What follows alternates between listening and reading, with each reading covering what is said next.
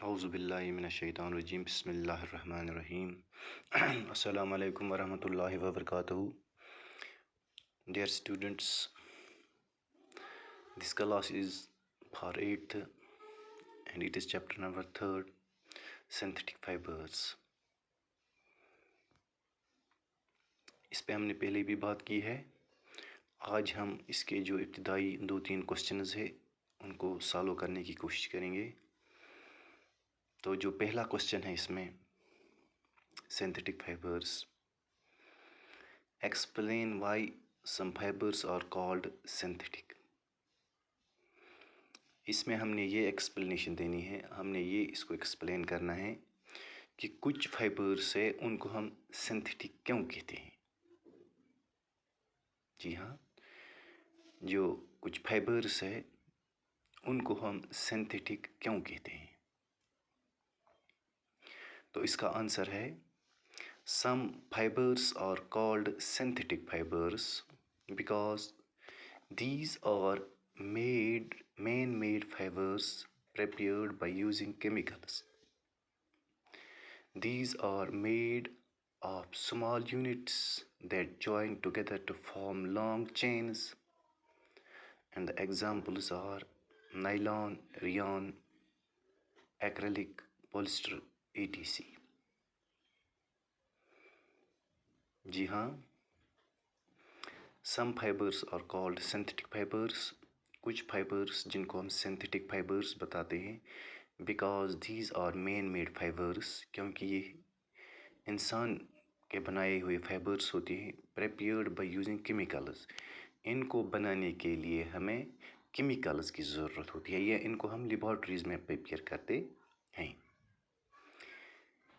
These are made of small units, ये छोटे छोटे यूनिट्स के बने हुए होते हैं, और जब वो छोटे छोटे यूनिट्स आपस में मिल जाते हैं तो ये एक लंबी सी चेन बनते हैं।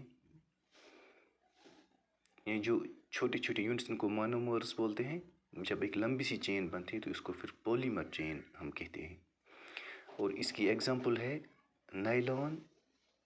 नायलॉन जिसे आप बखूबी वाकिफ़ है, मार्केट में मिलती है ये। रियान है, अक्सर इस्तेमाल होती है आजकल हमारे घरों में। एक्रेलिक, पॉलिस्टर और पॉलिस्टर, ये वो चीज़ें हैं जो मैन मेड हैं, या जिनको हम सिंथेटिक फाइबर्स कह सकते हैं। तो इस तरह से सिंथेटिक फाइबर्स पे हमने बात की है। अब हमारे पास यहाँ पर क्वेश्चन नंबर 2 है, मॉक करेक्ट आंसर।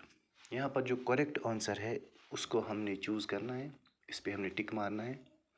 यहाँ पर A, B and C 3 options दिए हुए हैं। 3 में से एक हमने जो करेक्ट है इसी में 1 को चुनना है।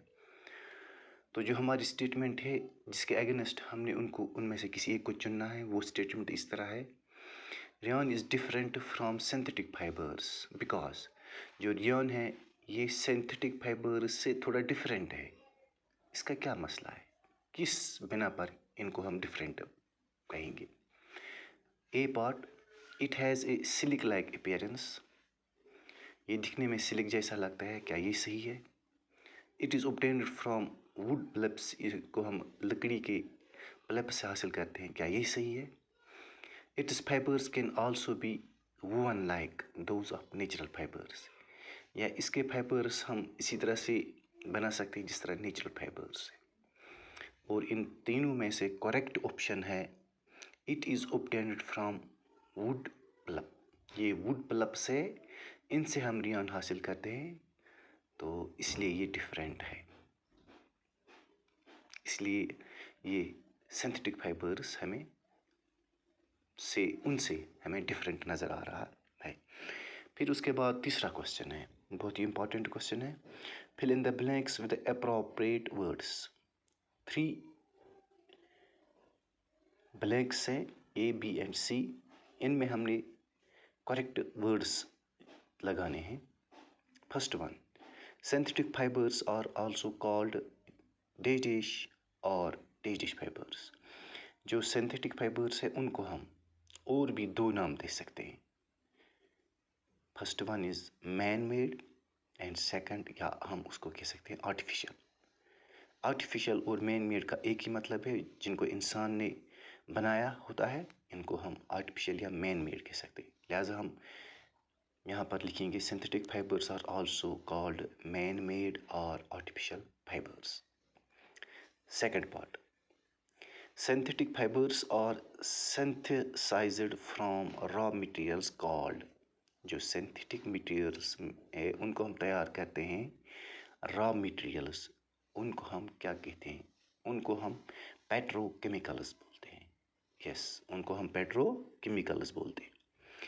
Then there is last one, like synthetic fibres plastic is also a polymer is dash dash, यहाँ पर एक्चुअली डैश डैश है, वहाँ पर मैंने पॉलीमर लिखा है। Like synthetic fibres plastic is also a polymer, ये भी एक पॉलीमर है। मैंने कहा एक पॉलीमर्स जो छोटे छोटे हैं यूनिट्स जब मिलते हैं तो ये मोनोमर्स छोटे छोटे यूनिट्स जब मिलते हैं तो पॉलीमर्स बनाते हैं, तो ये भी एक पॉलीमर एक्चुअली है। इस तरह से हमने इब्तिदाई 3 क्वेश्चन आज कवर किए हैं, तो इनको आप अच्छी तरह से देख सकते हैं। इनको मैं यहाँ जूम करके आपको दिखाता हूँ, तो उम्मीद है कि आपने इनको अच्छी तरह समझा होगा और आइंदा भी इनको